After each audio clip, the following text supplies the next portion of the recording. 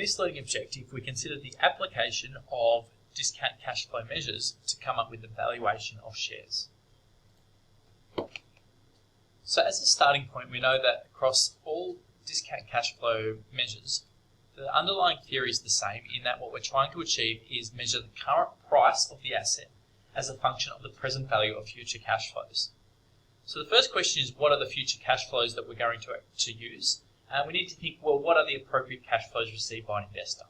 So one way to think about that is that given a firm has a theoretically infinite life, and if we can assume that we've got a dividend paying stock, then the dividends paid by the firm are the residual cash flows that are received by the owner of the firm, and the infinite time series of dividend payments will give us the cash flows that investor receives.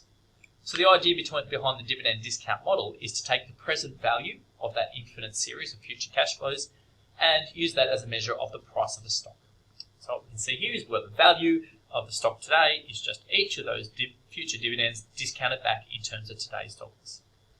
Now, two issues are obviously required here. One is we need an estimate of what these expected future dividends are going to be. And in particular, we probably don't expect that dividends are going to be constant through time because we expect stocks to grow through time, and as the firm grows, the dividend payout should grow with profitability. And second of all, we need some estimate of K, the required rate of return.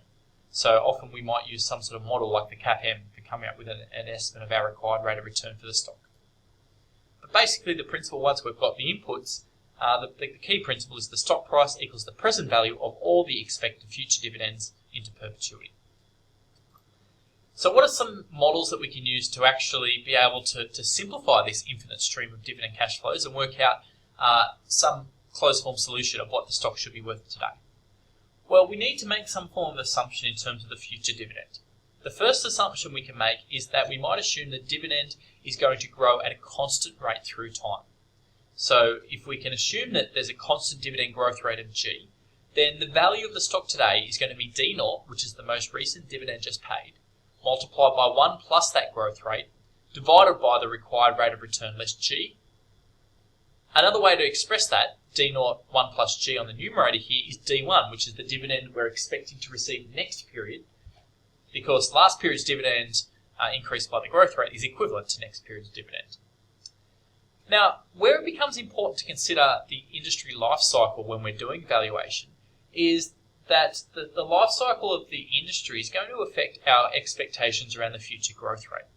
If we've got a firm that's maybe in the early or high growth phase, we might expect dividends to grow significantly over a short period of time, but then as the firm matures, dividend growth will slow down. If that was the case, we were trying to value one of those firms, then what we might expect is that we have multiple dividend growth rates through time. Where we have multiple dividend growth rates, the valuation formula is equivalent, but there's a slight difference to it. Basically what we do is, during the initial period of high growth, we would take the present value of each of those dividend amounts as a lump sum. So let's say that there was 3 years in which we expect the dividend to grow at a significant rate. We would take the present value of each of those first 3 dividends separately. We then would use the dividend at the end of that third year in our constant growth formula, because we then might expect that from year 4 onwards, dividends, as the firm matures, dividends are going to grow at a slower, more constant rate. So we would use that in our example here. Dividend at the end of year 3 is our D0. Applying then, because we then expect constant growth through time, apply our constant growth formula and discount the resultant valuation back to today's period. So in our example I just gave before, that would be discount back another 3 periods, such that the value today is the sum of the present value of those first few dividends under the high growth phase, and then the present value of the value of the firm when the constant growth phase begins in the future. Now, when we apply our dividend discount model, there's some important implications that we can make. The dividend discount model implies that the stock's value will be larger when it's got a larger expected dividend per share.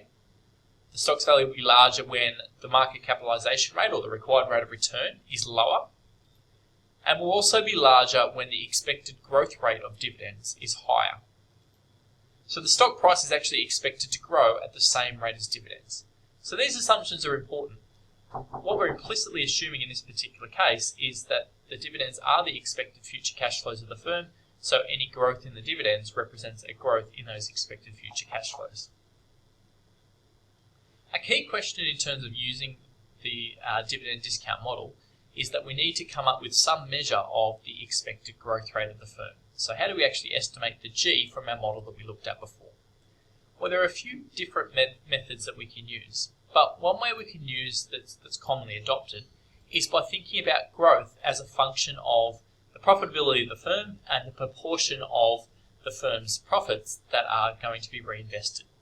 So on the screen here I've got a formula where we've got the dividend growth rate is a function of return on equity. Okay, so that's the return on the profit that is generated on each stock issued by the firm, multiplied by the plowback ratio, where the plowback ratio is the proportion of total firm profit that is retained within the company. Because we can think about the growth in the dividends as being a function of the growth of the firm itself. And we expect the firm to grow by the amount of capital investment that can be made through time. So capital investment is the profit that's been generated and reinvested in the firm, and that's what the formula on the screen is enabling us to come up with. Now, when we're valuing our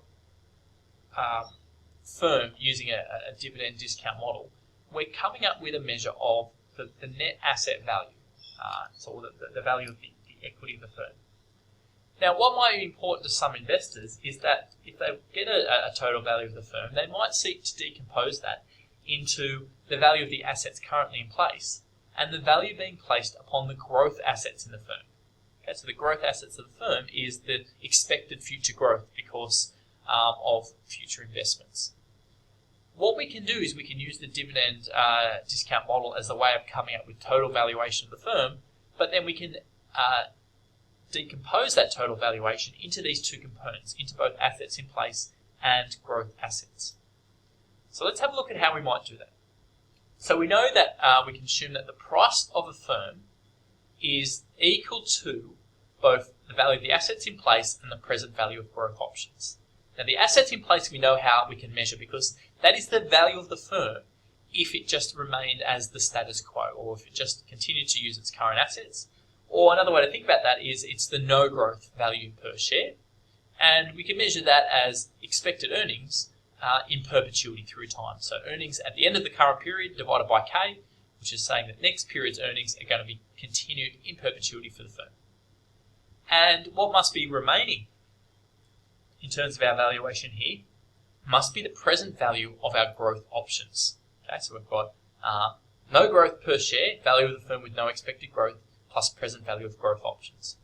Hence, rearranging this equation, we can say that the present value of the growth options must be our theoretical value of the share, and P0 we can use dividend discount model to come up with its value, plus, that should be minus, not plus, minus the perpetuity of the expected earnings from next period.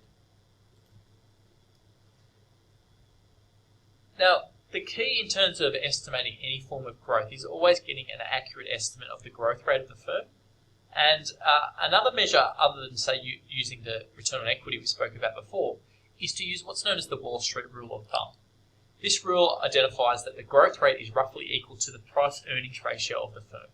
So as an example, if the price-earnings ratio of Coca-Cola is 15, we might expect that the Coca-Cola company is growing by about 15% per year.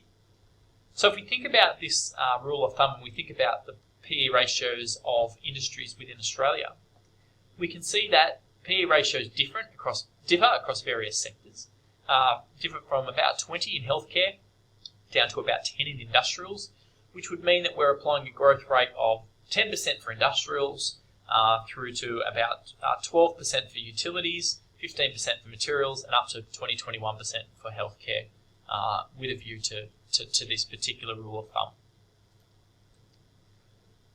Now, an alternative measure that we can use rather than the dividend discount model when we're using present value of future cash flows as a measure of firm value is the free cash flow valuation.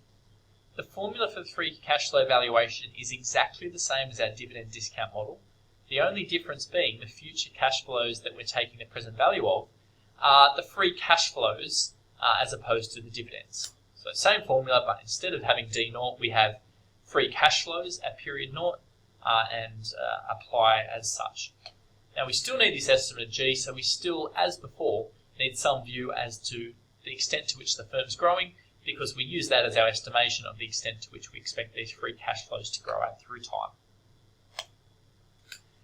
A couple of important points to note with respect to using these valuation techniques. We know that discounted cash flow valuation models require three inputs: cash flows, the required rate of return, and growth rates. And it's not possible to estimate any of these estimates with 100% accuracy. So what we need to do is we need to justify each input. We might need to undertake careful evaluation as to what the inputs are and where they come from. But more importantly, often what we might do is use some sort of sensitivity analysis where we test what our valuation would be under different scenarios relating to each of these inputs.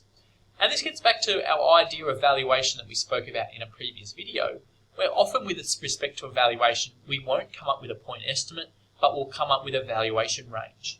And our sensitivity analysis might be used to come up with that range. So our point estimate might be based on our best possible inputs with respect to our forecast cash flows, required rate of return, and growth rates. But as we vary some of our assumptions with respect to these inputs, we get a range of possible future valuation prices.